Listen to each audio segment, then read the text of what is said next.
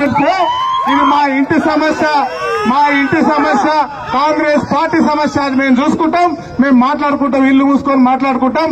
నీకు ఇంత దిగజారాల్సిన అవసరం ఏముంది? నీ దగ్గర ఎవరున్నారు?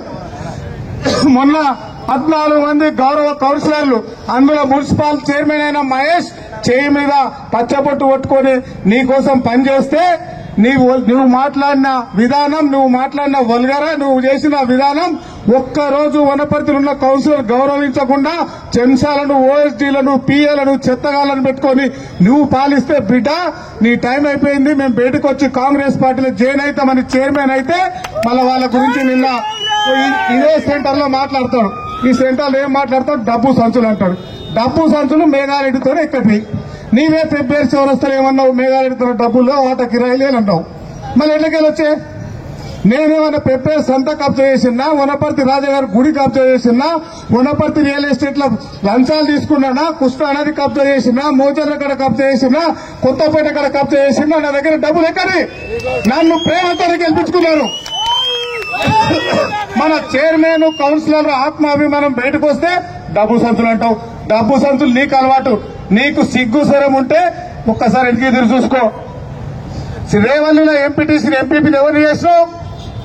కాంగ్రెస్ పార్టీ చేయి గుర్తు ముందు చేసినావు. మళ్ళీ అప్పుడు ఎక్కడ పోయింది? అప్పుడు ఎవరు డబ్బులు సంచులు ఇచ్చారు? కాంగ్రెస్ పార్టీ మీద గెలిచిన సబితమ్మని తీసుకొచ్చి బీఆర్ఎస్ పార్టీలో మినిస్టర్ చేశారు. తెలివి లేదా? మైండ్ దొబ్బిందా? ఇవన్నీ ఎవరు అడిగేటోళ్ళు లేరైనా? ఆల్రెడీ వనపర్తి ప్రజలు తన్ని తరిమేసి 100 అడుగులలో పూడ్చిపెట్టిండ్రు. నీకు వనపర్తి గల్లీలా, వనపర్తి సెంటర్ లో తిరిగే నైతిక హక్కు లేదు బిడ్డ నిరంజన్ రెడ్డి. నీవు ఇంటికి పోవాలి.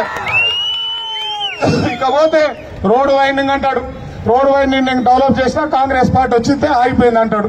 ఏం చేసినావు? 243 కోట్ల బిల్లులు పెండింగ్ ఉన్నాయి వనపర్తి. తెలుసా మీకు? అన్ని లెక్క తీసిన ఆయనకి ఎవరైతే కమిషన్లు ఇస్తారో వాళ్ళ బిల్లులు ఇస్తారు. రోడ్డు వైండింగ్ లా ఇటు సెంటర్ నుంచి ఇటు 50 ఫీట్లు ఉండాలి, అటు 50 ఫీట్లు ఉండాలి. ఎవడైనా షాపు 1 లక్ష రూపాయలు ఇస్తే 2 ఫీట్లు ముందరకు వస్తుంది. ఇవన్నీ అడిగేటోళ్ళు లేడు అనుకున్నావా? బిడ్డ తిన్నది మొత్తం కక్కిస్తాం, తిన్నది మొత్తం కక్కిస్తాం, నేను ఇంటికి పంపిస్తాం. రోడ్డు వైండింగ్ చేసే బాధ్యత మాది. పండ్లను, కూరగాయలను, రోడ్డు మీద బతికేటోళ్లను అందరినీ గుంటలో పెట్టుకొని చూసుకునే బాధ్యత కాంగ్రెస్ పార్టీ తీసుకుంటది. ఎందుకంటే రేవంత్ రెడ్డి గారు, ముఖ్యమంత్రి గారు ఇక్కడ 3వ తరగతి నుంచి ఈ ఎదురు ఉన్న స్కూల్లో ఇంటర్మీడియట్ వరకు ఇక్కడనే చదువుకున్నాడు. కొడంగల్ తర్వాత కొడంగల్ ఎంత డెవలప్ చేస్తాడో దాని తర్వాత ఆయన చదువుకున్న వనపర్తిని కూడా అంత డెవలప్ చేస్తాడు. కాబట్టి మనం కాంగ్రెస్ పార్టీని ఆశీర్వదించాలి. కాంగ్రెస్ పార్టీ 6 గ్యారంటీలు ఇచ్చింది మనకు. 6 గ్యారంటీలు ఆల్రెడీ 5 గ్యారంటీలు చేసినాం. మీరు ఏడ చేసిండ్రు, ఏం చేసిండ్రు, ఎక్కడ చేసిండ్రు అంటాడు ఆయన. అన్ని చేసినాం. మేము అన్ని చేయడం తెలుసు, మాకు ఎట్లా చేయాలో తెలుసు, అభివృద్ధి తెలుసు, ఇంజనీర్లతో ఎట్లా మాట్లాడాలో తెలుసు, వనపర్తి ప్రజలతో ఎట్లా మాట్లాడాలో తెలుసు. మేము అన్ని చేస్తాం. నువ్వు నీకు రెస్ట్ ఇచ్చిండ్రు, నువ్వు ఇంటికో. దాంతో పాటు మొన్న రాహుల్ గాంధీ గారు మళ్ళా 5 గ్యారంటీలు ప్రకటించిండు.